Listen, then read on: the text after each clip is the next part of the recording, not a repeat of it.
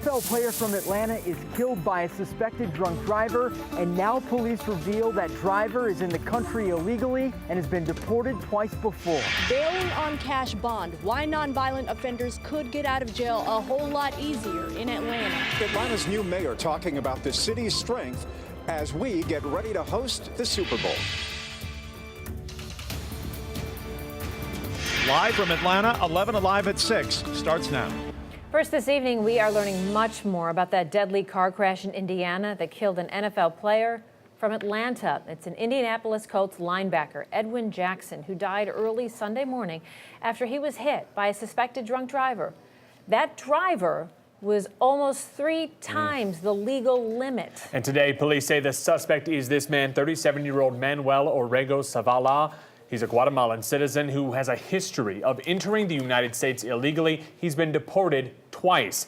A family friend says the greater crime, though, is not that the suspect was here illegally, but that he was so drunk behind the wheel. And that family's friend spoke with our Chris Hopper tonight and shared what he says is Jackson's underdog story. Edwin Jackson's life will not be defined by how he died, but rather how he lived. He stayed focused, he persevered, and he ultimately fulfilled his dreams. Tonight, his family is hoping that his story will inspire others. The realization of Edwin Jackson's dreams began on this football field at Westlake High School. He was about it. He wasn't talking about it. He was about doing it. He didn't do a lot of, patting on the back. He just did it. And he was the kind of person who delivered. Longtime family friend Daniel Meacham calls it a true underdog story.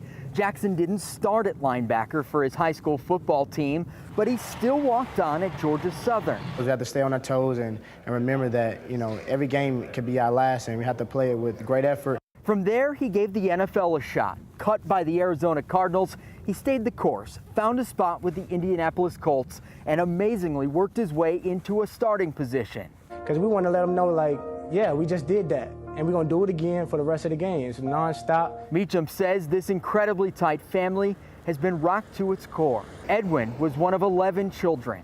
Bearing a kid and losing them so tragically like this is gut-wrenching. They hope Edwin's story will survive his tragic passing. Edwin loved his hometown and Westlake High School, always willing to return in his off time to inspire the younger generation. For us in the program, it represented a symbol of hope. A guy that, again, wasn't the biggest, wasn't the strongest, wasn't the fastest, just worked his butt off every single day. And we flying around making plays, and it just changed the whole atmosphere. And that family friend says that the Jacksons lost a daughter tragically years ago. They're still planning the arrangements for Edwin and should be announcing those soon. The condolences continue to pour in from all over tonight. At Westlake High School, Chris Hopper, 11Alive News. What a sad story, very inspiring young man. A teenager's parents are apologizing for their son this evening after police say he forced his way into a home in DeKalb County at gunpoint. He finally surrendered after a 4-hour standoff with DeKalb County police. And during that standoff, a man and his adult son were able to escape, but the man's wife, she didn't, and she hid in her bathroom for hours. Joe Henke is in Decatur tonight after speaking with that woman and the teenager's parents. Joe? Melissa, thankfully, everyone in this neighborhood on Appleton Court here in DeKalb County is safe tonight. That teen, he is in jail, charged so far with kidnapping and aggravated assault. Now, DeKalb police tell us it all began when that teen tried breaking into a car in front of this home here. The adult son living here confronted him. That teen pulled a gun and forced him back inside the house. As you said, a standoff played out. He is now surrendered, but everyone I talked with is hopeful that teen, a 15-year-old, can turn his life around. Minutes after a neighbor called 911, DeKalb police surrounded this home on Appleton Court. Suspect got nervous and started running around the house looking out windows. The father and his adult son rushed to escape and made it outside, but their wife and mother, she was still upstairs. I saw him and just eased the door shut and then went in the bathroom. I had my cell phone and the house phone. Cecilia Jackson hid as a standoff played out. She says the teen never knew she was hiding inside. The teen then called his parents, who came to the home to meet with police. He just said he was held up in a house. The boy's father talked to his son and asked him to come out.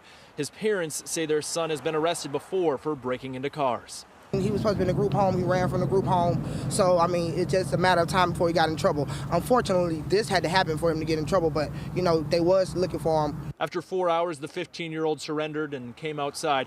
With handcuffs on, he was walked to a police car. Tonight, the boy's parents are apologizing for him. Yeah, I apologize, and, you know, my deepest sincerity, I don't know what to say about that. His brother just committed suicide in his mind, not thinking properly, and he made a terrible choice in life. So please forgive him. And even after fearing for her own life and having to hide from the teen, Jackson, who is uninjured, says she forgives the boy. Yes, he's 15. He's 15. He's still got time to straighten it out. Like I say, he needs some help. He needs some guidance. Hopefully he'll get it. As I said, he's charged with kidnapping and aggravated assault right now. I'm told the investigation, though, here is still ongoing and more charges could be filed. We'll send it back to you. All right, Joe, incredible story. Thank you. She was a thorn in the side of the FBI for 3 months, the so-called freedom fighter bandit. She's accused of robbing banks across metro Atlanta, claiming she was robbing them for a cause. Saturday, police arrested her in Tennessee after they say she robbed another bank. John Schierick is on the story for us tonight. Police say the banks she robbed were all in small towns, mostly across metro Atlanta. And it was the police in those small towns who got her. The suspect, 25-year-old Nilsa Marie Urena, arrested Saturday after police say robbing one more bank. This one in Crossville, Tennessee, near Nashville. And this time, police caught her. Police and the FBI say that since late October, Nilsa Urena robbed at least 9 banks and tried to rob one more. Police say Urena would tell the tellers she had a bomb and was robbing the bank for the people and for the streets. The FBI nicknamed Urena the Freedom Fighter Bandit, but agents had no evidence she was doing anything other than keeping the cash for herself. She has been a thorn in our side since October, and this is a big relief getting her off the streets, because the one thing we did know for sure is she wasn't going to stop. She was going to keep robbing until she got caught. The FBI credits Douglasville police for a big break in the case, helping to lead to her arrest when they say she robbed this bank back in November, and police were able to arrest 2 of her suspected accomplices. Both of them teenagers they say she recruited on social media, and they cooperated with investigators. In Douglasville, John Schierick, 11Alive News. Last night's victory by the Eagles officially put Super Bowl 52 in the books, and now the keys to football's biggest game have been passed on to Atlanta. NFL Commissioner Roger Goodell officially handing over the football to Mayor Keisha Lance Bottoms today, and Jeff Hollinger joins us live from the Mall of America. So Atlanta's officially on the clock and now busy preparing for Super Bowl 53. Right.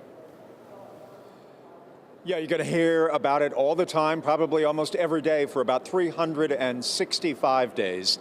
You know, it was a changing of the guard today, Melissa, not only from Minneapolis to Atlanta, but also politically for Atlanta, a changing of the guard from Mayor Reed representing the city in public events outside of Atlanta to Mayor Keisha Lance Bottoms. This was her debut as she was center stage and made a speech talking about how Atlanta has changed, the growth of Atlanta from the last time that we had a Super Bowl, Super Bowl 34 in the year 2000. She also spoke of the redemptive qualities, meaning that basically this Super Bowl is going to be better than it was last time around in Atlanta.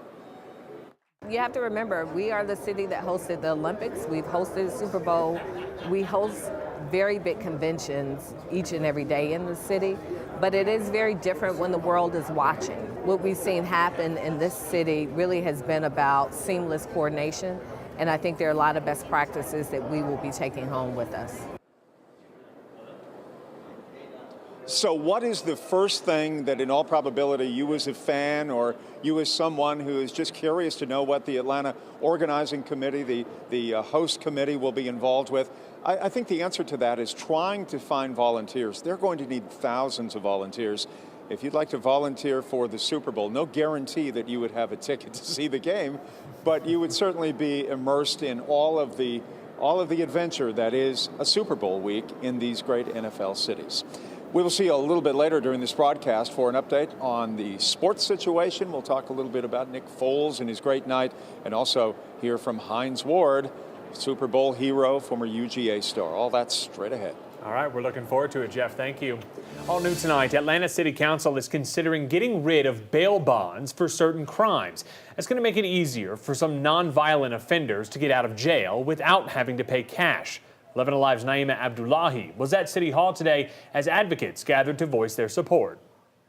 The conversation online has been split. Supporters saying this evens the playing field for poor defendants, and critics saying this becomes a public safety issue. Well, we're here to clear things up. This only applies to nonviolent minor offenses. Here's how it works. The proposed change would impact people who can't afford to pay a cash bond. Those arrested for nonviolent misdemeanor offenses would be released on a signature bond. That means the defendant would have to sign a promise to return to court, but wouldn't have to pay anything. The goal, according to Municipal Chief Judge Calvin Graves, is to protect the public without disproportionately punishing the poor. Here's why you should care, explained in a single story. This homeless man tells me he was locked up for 2 months for jaywalking because he couldn't afford the cash bond. I sit and jaywalking for 60 days. For jaywalking? For jaywalking.